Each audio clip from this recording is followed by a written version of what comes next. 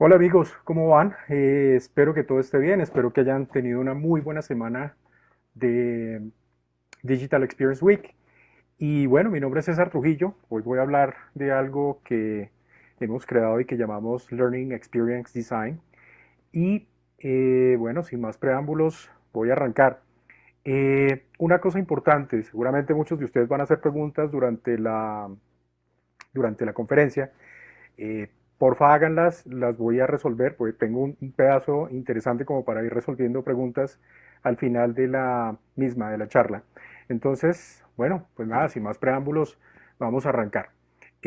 Lo primero que quisiera arrancar es eh, con el famoso meme de acompáñame a ver esta triste historia. Y es un video muy corto. Entonces, nada, se los voy a mostrar. Sí, la parte de CISAL ya quedó, ya solamente tenemos que registrar autonomía curricular y el área socioemocional de los niños, porque esa parte no está quedando bien. Perdón, perdón. Para darle la información a ustedes cuando ya tenga los datos, de ustedes. ¿Me sigues? O sea, ya compilando la información, teniendo en mi sitio de Profe, remitencia. Dinos, profe, no lo escucho bien. Dele CTRL F4 para activar el micrófono, por favor. le doy CTRL control y 4. Ahí. Oh, Uy, ese chino es muy pasado. Una mano. ¿Y cuántos dedos tiene esta mano? ¿Me ayudan a contarlos? 1, 2, 3, 4, 5, 6. ¡Ay, Dios mío! Mi Sara puso 6 dedos en esta mano. Voy a tener que editar el video. Ya. Hola mis niños, ¿cómo están? El día de hoy vamos a cantar la canción de la papaya. Queremos que todos nos baile la papaya. Queremos que todos nos baile la papaya. Francisco. Hay un Mariano que me aparece abajo que quiero saber quién es. Y me aparece Rosa Melano. Como Rosa Melano no está en mi coso, lo voy a eliminar. Bien, esperen que saque Rosa Melano. ¿Quién más era? Nadie más. A mi pulso, ya chicos, todo contado. ¿Ok? Ok, cuento tres. Uno, dos, tres. Ta, ta, ta, ta,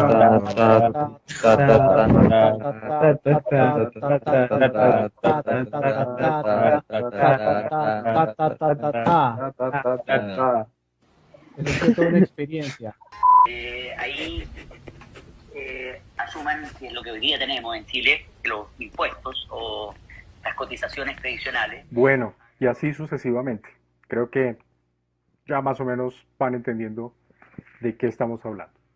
Entonces, en realidad la verdad es que quiero que en el poll que vamos a poner acá, en la pequeña encuesta, nos cuenten quiénes lo han vivido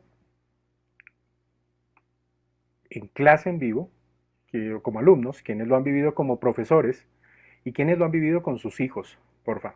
Entonces respondan ya en el poll. Acá, ok, aquí estamos viendo algo interesante, bien. Bueno, sí, la verdad es que, ok, bien, aquí está, es la razón, yo lo he vivido como los tres, ¿no? La verdad es que todos lo hemos padecido y nos ha pasado y lo hemos visto mucho en la pandemia.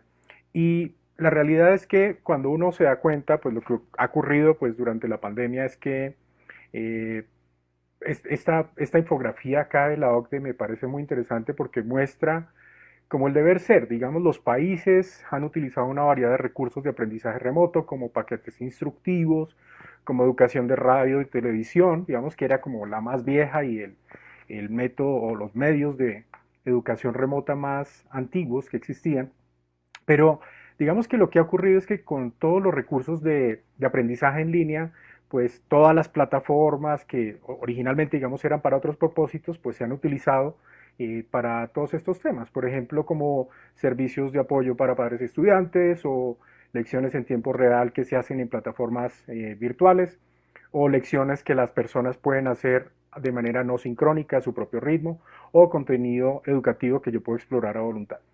Y digamos que hasta ahí suena muy ideal, suena muy bien, pero lamentablemente hay una diferencia enorme entre la expectativa y la realidad, como en muchas cosas en la vida. Y lo que viene pasando es que vienen ocurriendo un montón de problemas. Eh, de hecho, varias consultoras, varias instituciones, varias organizaciones han comenzado a entrar a discutir un poco qué es lo que pasa de fondo. Y por ejemplo, tenemos en este caso información que he traído de McKinsey con este estudio, donde muestra algo muy interesante y es que algunas de las tecnologías utilizadas por los estudiantes durante la clase lamentablemente se han visto reflejadas en resultados más bajos, eh, sobre todo en las pruebas PISA. Por ejemplo, si vemos cuando en clase, digamos en las clases presenciales se utiliza el proyector o computadores con acceso a Internet, en general, por ejemplo, en lectura, matemáticas y ciencias, pues los resultados son positivos. Pero cuando estamos ya hablando de laptops o de tabletas, lamentablemente está asociado a resultados negativos y negativos inclusive en regresiones en términos de, en algunos casos, casi la mitad de un año de aprendizaje. Eh, Esto de hecho es un problema muy grave y de hecho la misma OCDE nos muestra acá en esta otra infografía del mismo documento que el aprendizaje remoto realmente ha afectado de una manera dramática la experiencia de los estudiantes cuando quieren estudiar en otro país o cuando quieren estudiar internacionalmente. ¿Por qué? Porque por un lado, pues los estudiantes pierden exposición internacional, por otro lado, toda esa entrada que tenían a mercados de trabajo internacional y todo el networking, pues también se ha visto afectada. Y lamentablemente acá hay un tema mucho más grave, no solamente que aplica con, digamos, los estudiantes internacionales, sino también en general, y es que la crisis ha comenzado a afectar la continuidad del aprendizaje, la seguridad y el estatus legal de los estudiantes internacionales, pero sobre todo la percepción del valor de estudiar por fuera. Eh, de hecho, esto tiene un problema mucho más profundo y es que definitivamente a muchas de las instituciones se les está afectando de manera muy seria los ingresos. Muchas universidades percibieron en este año una caída dramática en la cantidad de matrículas. Yo lo conozco porque pues también soy docente, porque también conozco el problema directamente. Y pues esto definitivamente está afectando muchas cosas. Y de hecho, acá pues traigo esta gráfica del blog de Scott Galloway, ya les voy a contar quién es Scott Galloway, donde dice que los estudiantes están repensando seriamente si ingresar o no a la universidad, inclusive en el siguiente semestre, en el primer semestre del siguiente año. Para este año ya de hecho había un 22% de esa cifra ha aumentado dramáticamente. Y bueno, como les dije, Scott Galloway, para quienes no saben quién es Scott Galloway, acá les cuento rápidamente, el profesor Galloway es un conferencista, es un autor y ha sido también empresario e inversionista en temas digitales de larga data. Él ha escrito 3 libros, de hecho escribió The Four, un libro muy interesante acerca de los 4 negocios hegemónicos de la era digital, el álgebra de la felicidad y muy recientemente ha lanzado un libro que se llama Post-Corona, From Crisis to Opportunity. Muy recomendado, vale la pena que lo vean porque hace un muy buen barrido y un muy buen mapeado de lo que está ocurriendo y cuál es la manera de poder rebotar después de toda esta crisis. Adicionalmente, este señor, digamos que no se queda en temas muy teóricos, este señor de hecho es profesor de NYU, es decir, que este señor sabe lo que estamos hablando cuando estamos hablando de aprendizaje. Y de hecho, es una de las voces más influyentes y más críticas de Silicon Valley y les recomiendo que lo sigan. Pero lo traigo porque hay una cosa que me llama la atención, no solo el slide que les mencioné anteriormente, sino porque también él tiene una cita muy interesante que dice que el valor de la educación se ha degradado sustancialmente. porque la parte de la experiencia se ha reducido a cero y la parte de la educación se ha disminuido drásticamente. Por ejemplo, y seguramente muchos de ustedes que son padres preguntan exactamente lo mismo. Espera un segundo, ¿mi hijo va a estar en casa la mayor parte del año? ¿Va a estar mirando la pantalla del computador? Y lo que en el fondo está pasando es que se siente un horrible despertar a través de Zoom de qué tan deficiente y costosa es la educación en todos los niveles. Eh, este comentario, esta cita que me daba en parafrasear, yo creo que expresa de una manera muy dramática lo que está ocurriendo con la educación hoy en día. Y lo que está pasando en realidad es la punta del iceberg, porque lo que estamos viendo es el inicio de un cambio profundo en los paradigmas educativos a nivel mundial. Este problema no solamente ocurre en Colombia, no solo ocurre en Latinoamérica, está ocurriendo en todo el mundo. Digamos que lo he podido hablar con muchos padres que también tienen hijos y que viven por fuera, lo he hablado con otros docentes que también dan clases en otras partes del mundo y digamos que hay una conclusión muy clara y es que lo que el COVID-19 significa para la educación es lo mismo que Internet le hizo a los periódicos en 1995. Si ustedes se acuerdan, en el 95, cuando arranca, digamos, masivamente Internet para todo el mundo, los periódicos sabían que ya les iba a cambiar el negocio, que les iban a cambiar las cosas, que los hábitos de sus lectores iban a cambiar y sin embargo muchos de ellos se demoraron mucho tiempo en reaccionar. Entonces, este no es un problema de tecnología porque claro, nosotros amamos la tecnología, nos gusta mucho la tecnología, pero el problema no es tecnología. Y esto es un tema muy importante. Porque en realidad lo que estamos viendo es que hay unos problemas de fondo mucho más profundos, mucho más hasta interesantes, diría yo. El primer problema es que las instituciones educativas se han adaptado sobre la marcha de una manera muy reactiva, es decir, no hay otra opción, tengo que reaccionar ya, no puedo perder más estudiantes, tengo que brindar un valor, pero lamentablemente no hay un plan a largo plazo. Y este es como quizás la madre de todos los problemas. Porque esto lamentablemente implica que estamos resolviendo un problema hoy, pero no estamos pensando qué es lo que va a cambiar en el futuro. El segundo problema que encontramos es que a pesar de que han reaccionado en muy pocos casos, se han creado unos modelos pedagógicos que aprovechen las tecnologías digitales en todo su potencial. Y de hecho, estos modelos pedagógicos no solo tienen que ver per se con la manera como se dicta clase online, ya sea de manera sincrónica o asincrónica, sino sobre todo cómo se diseñan todos los procesos de aprendizaje por detrás. El tercer problema que encontramos es que se han adquirido plataformas tecnológicas, casi todas las instituciones educativas, universidades, colegios, instituciones de educación no formal, han utilizado las plataformas tecnológicas y ese no es el problema. Parte del problema es que todavía falta muchísimo en la adopción y en la destreza de ese manejo digital por parte de los profesores. Lo vimos en el video, seguramente lo vamos a ver durante mucho tiempo. Y el siguiente problema es que las universidades y colegios han modificado algunos aspectos muy tácticos, es decir, de pronto pienso en la plataforma, de pronto pienso en adaptar los salones a modelos híbridos donde la gente pueda ir o pueda verlos, tomar sus clases online. Y lamentablemente lo que no entienden es que el cambio es más profundo y el cambio va a terminar afectando hasta su modelo de negocio, donde inclusive muchos de los disruptores no necesariamente van a ser instituciones de educación.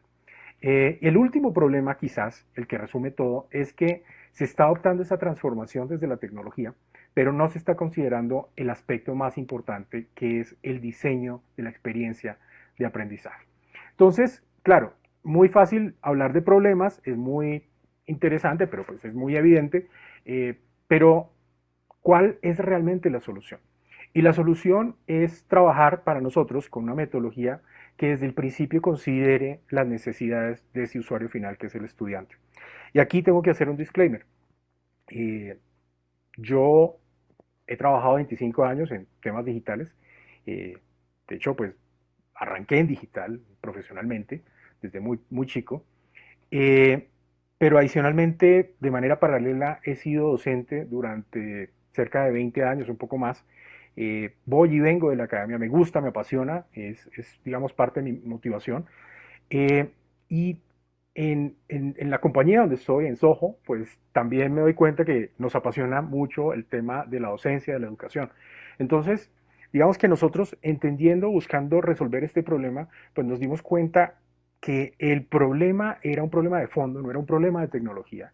Y aplicando muchas de las cosas que nosotros hacemos en nuestro trabajo diario, pues nos sentamos a definir el problema y nos dimos cuenta que el problema se podía resolver a través de algo que nosotros llamamos Learning Experience Design.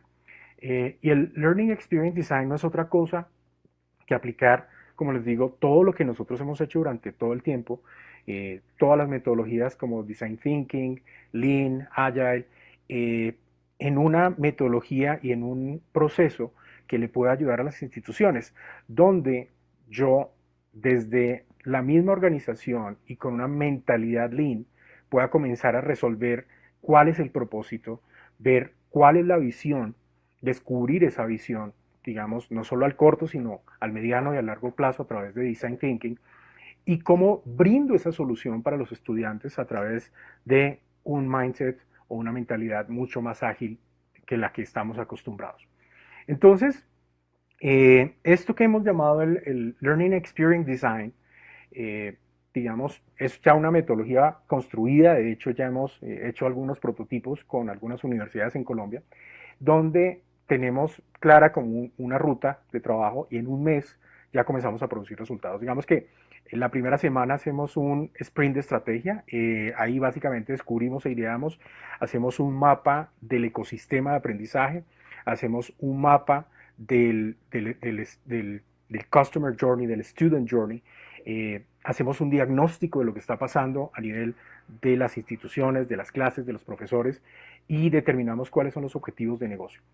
En la segunda semana hacemos un Design Sprint, como pues ocurre en muchos casos, y en ese sprint básicamente estamos construyendo, comenzamos ya a idear y a mapear, hacemos unos prototipos ya de aprendizaje mucho más específicos y comenzamos a hacer una primera validación con estudiantes. En la tercera semana, lo que llamamos el MVP Sprint, hacemos digamos una revisión de los hallazgos, hacemos un MVP que permita aprender rápidamente y que nos permita llegar a una segunda validación. Y en la cuarta semana ya tenemos lo que se llama un Lean Inception, donde estamos aprendiendo, donde estamos revisando y estamos haciendo ya un roadmap y un backlog de todas las cosas que quisiéramos tener hacia el corto, mediano y largo plazo. Esto, digamos, es un proceso muy tipo Lean Startup, donde lo aplicamos actualmente y partimos desde el descubrimiento y la ideación, pasando, digamos, por la parte de la construcción, luego lanzamos y luego aprendemos. Y esto estamos haciendo una iteración continua. Entonces, este modelo, pues ya comienza a tener algunos resultados, donde hay unas mejores experiencias de aprendizaje, donde se llega a unos resultados mucho más rápido y donde le estamos ayudando a unas instituciones educativas a acelerar esos procesos de transformación centrado en su usuario principal, que es el estudiante. Y bueno, hasta aquí todo suena muy lindo, suena muy teórico, pero pues como se trata de hacer algo mucho más tangible, yo quiero compartir algo con todos ustedes. Y es que de hecho les voy a compartir algo que se llama 5 estrategias para un aprendizaje online exitoso. Es algo que nosotros, ya de hecho este taller lo hemos dado en algunas universidades, como les cuento, ha tenido una muy buena recepción. Nos hemos dado cuenta que transforma de manera muy eficiente y muy efectiva digamos, la manera como los docentes abordan sobre todo las clases sincrónicas. Y voy a ir muy rápidamente con esas 5 estrategias. La primera estrategia tiene que ver con lograr la atención no dividida de los estudiantes. Ese es el primer objetivo. Puede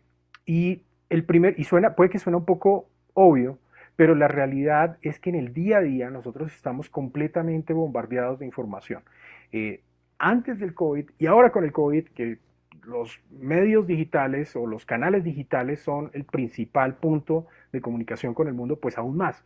Creo que todos ustedes se están dando cuenta que nos están llegando cada vez más mensajes de texto, vemos más pauta, cada vez pasamos más tiempo en la pantalla y todo eso constituye un montón de mensajes. Entonces, toda esa cantidad de información que nos está bombardeando, evidentemente en un proceso de aprendizaje es un gran disruptor.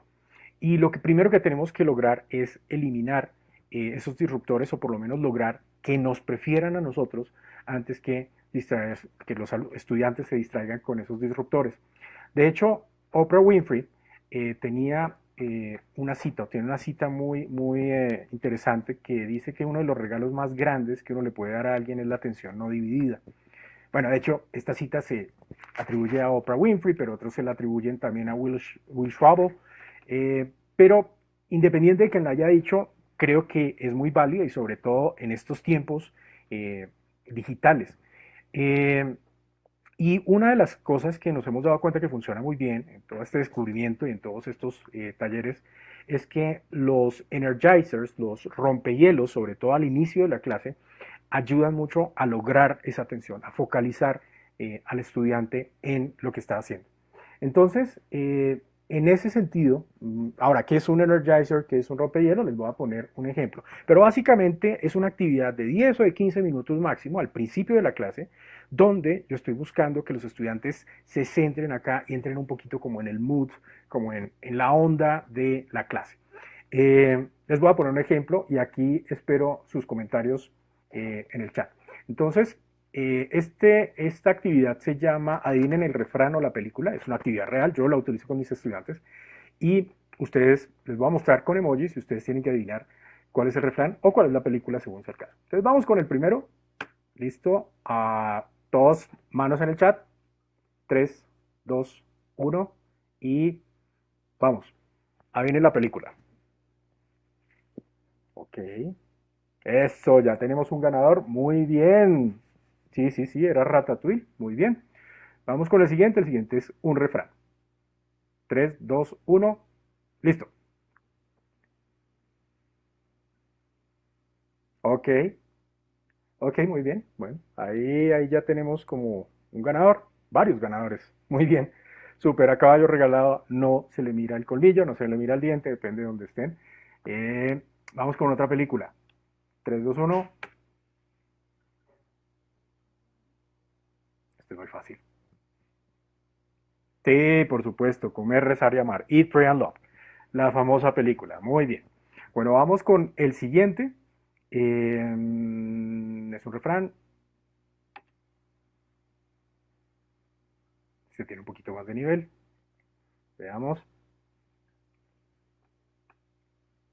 Bueno, muy bien. Ok, ya acá lo cogieron. Muy, muy bien. Súper. Bueno, vamos con el siguiente, que es una película. Este tiene un nivel un poquito más pro. A ver, vamos. 3, 2, 1.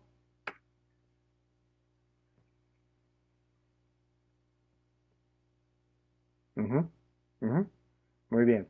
Sí, este era un poquito más, este suele presentar problemas porque uno dice, sí, yo me acuerdo de la película, el tigre en el mar, en la barca, y el niño indio y la cosa, y bueno, entonces, Life of Pi, de acuerdo. Y vamos con la última, este es un refrán.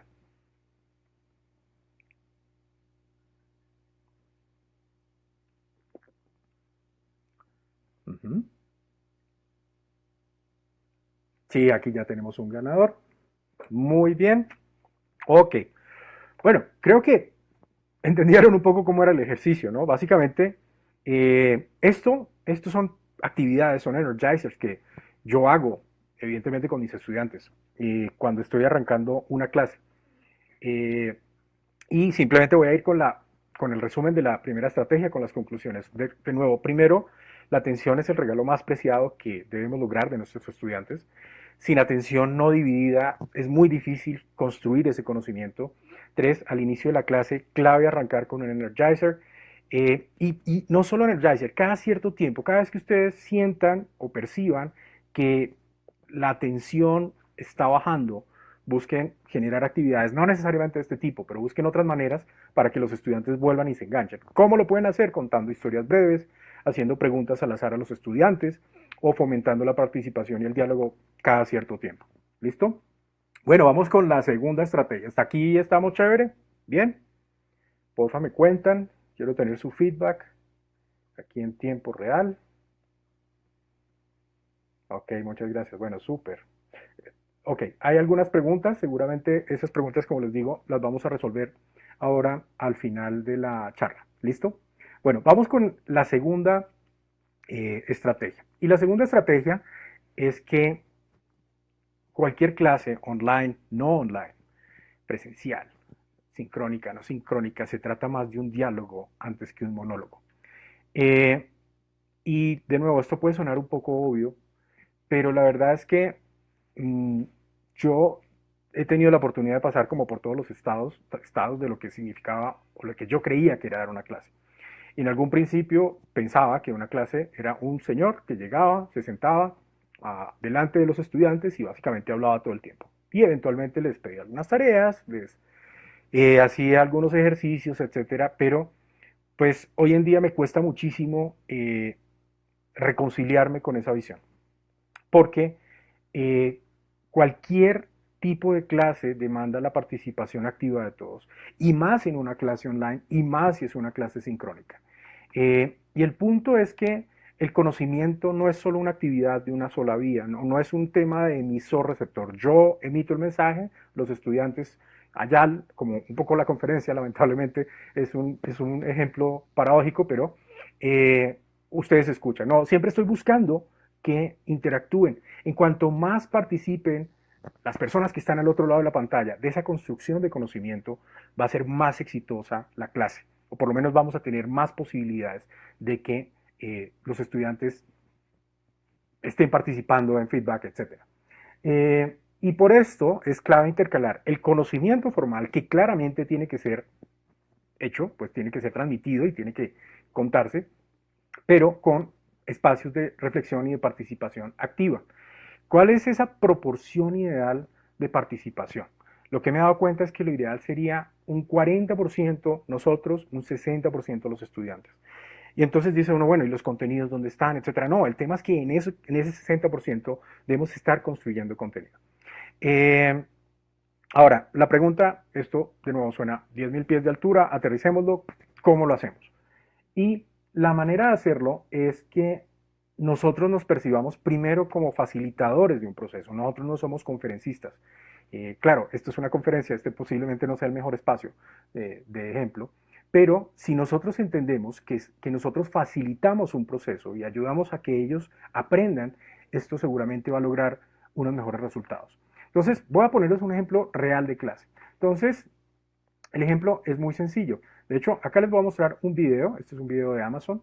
Este es un video que les pongo en clase donde muestra un producto. Entonces, en este caso real, aquí lo voy a dejar con el video, un café, 20 minutos. Alexa, order more dog food. Based on your order history, I found Taste of the Wild dry dog food with roasted bison and venison. It's $53.69 total. Would you like to buy it? Yes. Alexa, order trash liners. I found Glad Tall trash bags. Would you like to buy it? Yes. Alexa, what are your deals? I have several exclusive deals, including Lindor Chocolate Deluxe Gift Box. Would you like to buy it? Yes. Alexa, put on my Getting It Done playlist.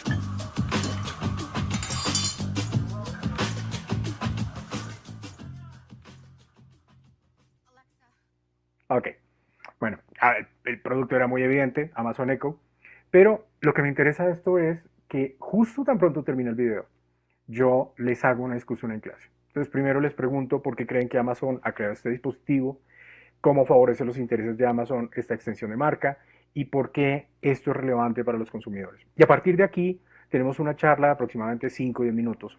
En algunos casos les pido que escriban sus cosas y comenzamos a hablar a partir de esos resultados, etc. Entonces digamos que esto lo que permite es que ellos también generen conocimiento, lleguen a conclusiones y comiencen a interactuar. Otro ejemplo rápido. ¿Cuál es esta marca? Ok, los veo en el chat. Sí, esta era fácil. Evidentemente también les pregunto, ¿por qué saben que es esta marca? Ok. Ujú. Ok. Bien. Eso es exactamente lo que pasa en clase, lo que ustedes están haciendo. La gente interactúa, responde, cuenta un poquito sus puntos de vista, algunos chistosos, otros son un poco más serios, etcétera. Pero en última lo que estoy buscando es que todos estos sean mecanismos para que ellos puedan participar en clase. Eh, entonces, entendiendo esto, eh, voy a llegar a la conclusión, digamos, de esta estrategia. Y esta estrategia, de nuevo, se trata de un monólogo, perdón, no se trata de un monólogo, se trata de un diálogo. Lo que estamos buscando es construir conocimientos entre todos. No se trata de una conferencia online, no es un tema de una sola vía. Lo que estamos buscando son opiniones y participación cada cierto tiempo de las personas. Ojo, es importante tener un feedback no verbal, gestos, lo que está pasando, el nivel de participación. Eh, a veces, de vez en cuando les pido, ok, enciende tu cámara, cuéntanos qué estás haciendo, no importa el entorno, etcétera. Y acá lo ideal es intercalar estas actividades con transmisión formal de conocimiento. ¿Cómo lo hacemos? Con videos, con ejercicios, con reflexiones, con diálogos esporádicos a lo largo de toda la clase. Vamos con la tercera estrategia y una de las cosas más importantes es tener una estructura clara. Esa estructura no tiene que ser una camisa de fuerza, pero cuando planteamos esa estructura, los estudiantes tienen un poco más claridad al principio de qué es lo que vamos a hacer durante la clase. No solamente durante la clase, el día a día, sino en general durante el programa. Entonces, por ejemplo, al principio, y esto es un ejemplo de un pantallazo real, yo les digo, ok, nuestra clase va a tener 4 días, en el primer día vamos a ver esto, en el segundo día vamos a ver esto. Esto es puntualmente mi clase de Brand Management con la Universidad del Rosario. Y no solo esto, sino que adicionalmente en cada sesión de clase les recuerdo qué es lo que vamos a ver. Entonces llegamos a la cuarta clase y en este día yo les digo, ok, hoy vamos a ver extensiones de marca, vamos a ver manejo de marcas locales versus marcas globales, vamos a hacer un control de consulta del material, vamos a hablar de tendencias de marca y vamos a hacer la evaluación y la presentación del reto final. Entonces, otra cosa que es importante también es entender que mantener la atención continua durante franjas de tiempo muy largas es imposible. Es muy complejo. De hecho, acuérdense que nosotros ya cada vez tenemos menos posibilidades de atención y sobre todo durante mucho tiempo, porque estamos más adaptados al conocimiento en píldoras. Entonces, en una clase que dura más de 2 horas, esto es un reto. Yo particularmente tengo clases presenciales y online de 6 horas. Y, y bueno, eso es todo un reto. Entonces, ¿cómo lo hago? En ese caso, lo que busco es partir la clase en 3 o 2 franjas, dependiendo de la extensión, poniendo descansos intermedios. Entonces, este es un ejemplo de una estructura del día cuarto, pues que estábamos viendo. La primera franja va de 7 a 9, hago un descanso de 15 minutos. La segunda franja va de 9 y cuarto a 11, tenemos un descanso de 15 minutos. Y la tercera franja va de 11 y 15 a 12 y 45. Ahora, si se dan cuenta, la primera franja dura 2 horas, la segunda dura 1 hora y 45, la tercera franja dura 1 hora y media. ¿Por qué? Porque al principio la gente tiene más atención. Al principio de la clase la gente está más despierta, etc. A medida que va pasando el tiempo, como un ejercicio de resistencia, su nivel de asimilación, participación, resistencia mental un poco van menguando. Entonces uno tiene que ser consecuente de qué cosas pone al principio, qué ejercicios pone al final, etc. Conclusiones rápidamente. Bueno, es importante, eso también es un tip antes de las conclusiones.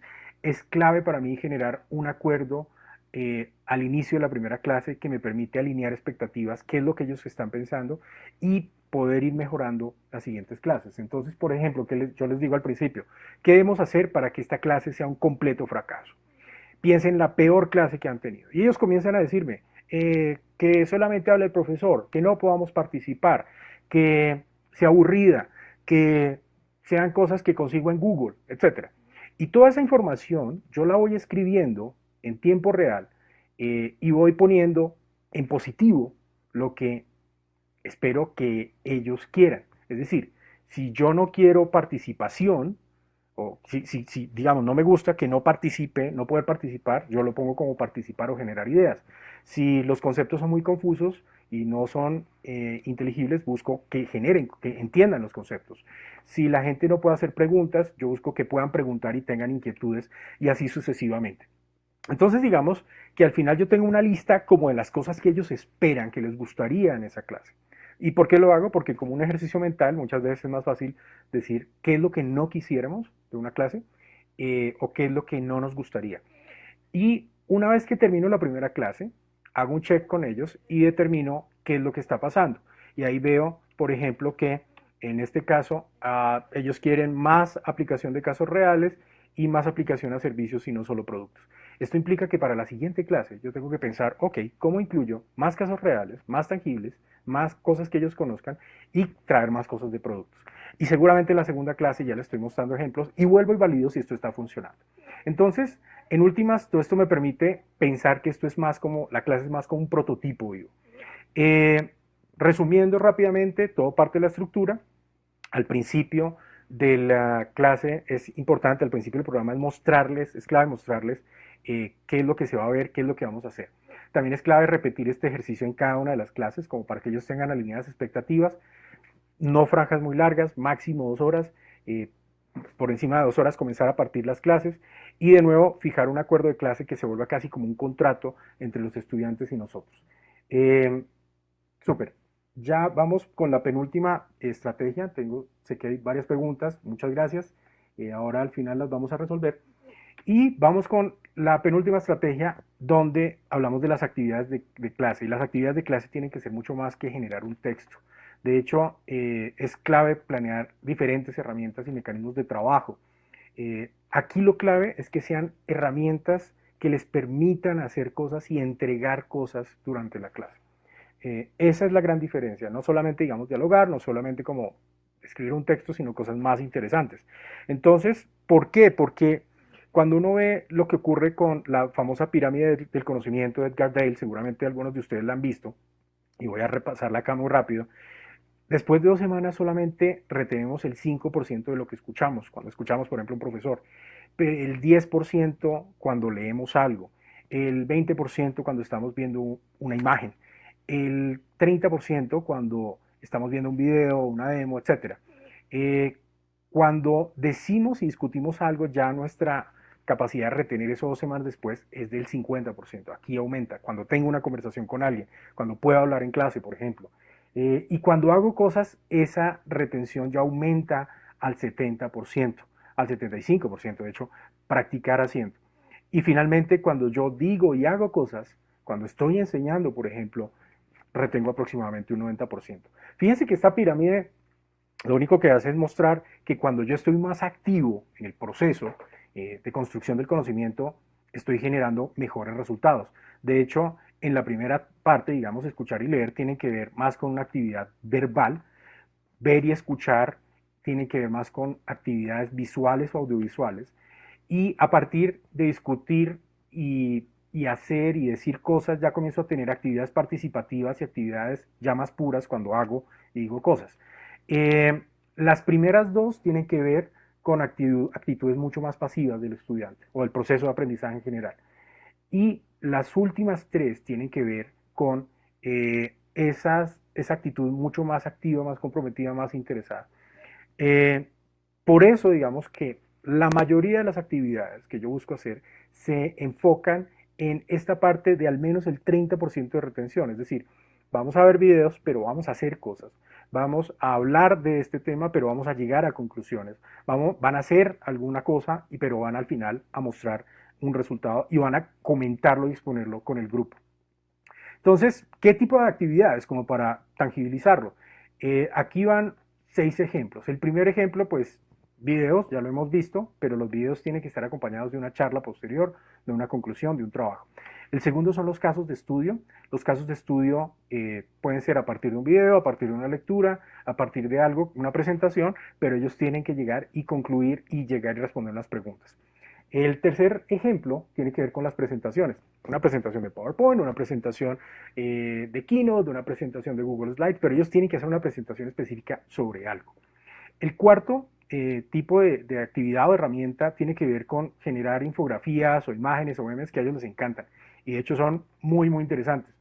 El quinto tiene que ver con escenarios hipotéticos de análisis. ¿Qué pasaría? Supongamos que usted es el gerente de una empresa y usted hace Este tipo de cosas, y ellos tienen que generar diagramas, actividades, y al final contar un poco por qué tomarían ciertas decisiones. Y en últimas, lo que yo llamo artefactos de co-creación. Y esto de hecho va a ser como el siguiente punto. Conclusión rápida. 1, estoy buscando herramientas y mecanismos que me permitan que la gente participe. 2, cosas que les permitan hacer y entregar algo tangible que les sirva idealmente para después. Hay que recordar la pirámide del aprendizaje de Edgar Dale y algunos mecanismos o herramientas. Vimos 6 muy rápidamente: videos, casos de estudio, escenarios hipotéticos, creación de infografías o memes o imágenes, presentaciones y artefactos de co-creación en tiempo real, que es lo que vamos a ver a continuación. Entonces, ¿qué son los artefactos y esas herramientas de participación remota? Vemos que una de las cosas muy chéveres que tienen los medios digitales es que yo puedo crear cosas en tiempo real, y no solamente crearlas yo, sino co-crearlas, donde puedo interactuar con un montón de gente. Entonces, estos mecanismos yo los llamo artefactos digitales, porque realmente están hechos para que la gente los pueda usar y para que la gente pueda, a través de esto, generar procesos de aprendizaje y crear nuevas cosas. Entonces, vamos a ver algunos ejemplos muy rápido. Voy a mostrarles simplemente 3 ejemplos y les voy a contar algunas herramientas. El primero es este ejercicio donde yo, a través de Google Slides, les permito acceso a los estudiantes. Tienen que hacer una lectura y a partir de esa lectura tienen que evaluar, por ejemplo, en este caso es algo así como, no sé, cuáles son los factores que le han permitido a Rappi expandirse internacionalmente. Entonces, les pongo unos factores, ellos tienen que evaluar cuáles son las 6 razones, tienen que darle un valor de 1 a 6 y adicionalmente tienen que ir construyendo, si se dan cuenta acá, una araña. Y al final lo que hacemos es comparar las arañas y entender por qué ellos le otorgaron un puntaje a cada uno. Y tienen que dibujarlas online. Este tipo de cosas a ellos les encantan. Muchas son muy lúdicas, uno diría, no puede que no sean como tan profundas, pero son muy interesantes y los enganchan mucho. Voy a ir con el segundo ejemplo, que es absolutamente más lúdico que el anterior. Y en este por ejemplo, tiene que ver con la memorabilidad de las marcas. Por ejemplo, aquí yo les digo, he hecho una malla donde cada uno tiene su nombre. Esto lo pongo como de fondo del slide para que ellos no lo puedan modificar. Y aquí les comienzo a decir, listo, les voy a dar una marca cada vez y entonces cada marca en cada slide, vamos por slides, entonces en el siguiente slide ustedes van a anotar la siguiente marca que yo les diga y tienen 3 minutos para esto. Entonces arrancamos, la primera marca es Netflix y entonces ellos comienzan a dibujar. Entonces acá comenzamos a ver todo esto en tiempo real, vamos viendo lo que están haciendo y vemos que por ejemplo Samuel acá en este caso, Samuel Espinal, tiene dotes de dibujo muy buenas, Marcela también, hay otros que pues como que listo no lo logran, listo, vamos con la siguiente que es una marca de un banco colombiano, Bancolombia, de nuevo Samuel, muy bien, etcétera. Luego vamos a ver con una marca local que se llama Ramo, es básicamente tortas, ponqués, etcétera, repostería. Y todo esto tienen que hacerlo de memoria porque además el tiempo no les da. Lo mismo con Movistar, en fin. Entonces, al final este tipo de cosas hacen que ellos se enganchen muy bien. Y finalmente, vamos a ir con el último ejemplo de un artefacto. Este seguramente ustedes conocen un poco más la herramienta, esto es Miro, seguramente muchos de ustedes lo utilizan en su día a día. Y Miro lo que me permite es generar herramientas o boards donde yo puedo generar actividades para que la gente vaya haciendo. En este caso, esto es una retrospectiva que hicimos de Soho, Colombia, con uno de nuestros clientes, donde cada uno va a hablar de los logros y fallas, pone un post-it, va escribiendo, etcétera, y al final comenzamos a ver una asociación de lo que subestimamos, qué cosas están relacionadas con otras, y a partir de ahí comenzamos a buscar soluciones, exactamente como un taller. Entonces, en últimas, acá hay muchas herramientas. Voy a contarles simplemente 5. La primera, Google Slides, que es gratuito. Google Jamboard, que también es gratuito. Miro, muchos de ustedes, Miro, Mural, casi todos ustedes lo conocen. Y en algunos casos, cuando quiero cosas más sencillas, inclusive voy a Kahoot, que me permite generar evaluaciones o polls en tiempo real. De nuevo, resumen, herramientas y artefactos de participación online. Podemos hacerlos en tiempo real. Permiten que la gente co-cree conocimiento, que construya conocimiento de manera mucho más lúdica. Tienen que ser planeados antes, tienen que ser diseñados antes, esto es clave. Demandan un trabajo importante. Pueden ser individuales, pueden ser realizados por grupo y existen muchas herramientas para poder crear todos estos artefactos. Entonces, ya cerrando, voy a ir con algunas conclusiones, espero que les haya gustado. o por lo menos que se hayan divertido, le hayan encontrado valor. Y la primera conclusión es que evidentemente el COVID-19 pues, nos está generando muchos cambios en muchas industrias. La educación es una de estas industrias que están cambiando. El gran problema de la educación, como segundo punto, es que implica mucho más aspectos de la tecnología. Tercero, para poder abordar estos aspectos es fundamental diseñar una experiencia de aprendizaje desde la perspectiva de los usuarios, que son los estudiantes. Y cuarto, pues Soho ha creado un servicio que se llama Learning Experience Design, sobre el cual les conté hoy, y pues que tiene como todos unos fases y unos pasos y que bueno, de hecho ya hemos probado con algunos clientes o con algunas instituciones. Los cinco estrategias para clases online. Vamos rápidamente. Atención no dividida es el primer objetivo que ustedes tienen que lograr. 2, se trata de un diálogo, no de un monólogo. Acuérdense que tiene que ser una conversación, un tema de 2 vías. Todo parte de la estructura, una estructura clara desde el principio, idealmente poder tener un acuerdo de clase también. Cuarto, tener actividades en clase que no sean solamente generar un texto o un ensayo, que sean mucho más lúdicas, mucho más interesantes. Y quinto, lo que hemos llamado artefactos digitales y herramientas de participación online. Bueno, yo quiero agradecerles, esta ha sido mi charla de hoy, creo que me pasé unos minutos. Y bueno, espero sus preguntas. Y listo, me voy a cambiar de escenario muy rápidamente para poder hablar directamente con ustedes en tiempo real. Muchas gracias a todos ustedes. Aquí los dejo con mi último slide y estoy pendiente pues de sus preguntas acá para poderlas resolver. Muchas gracias.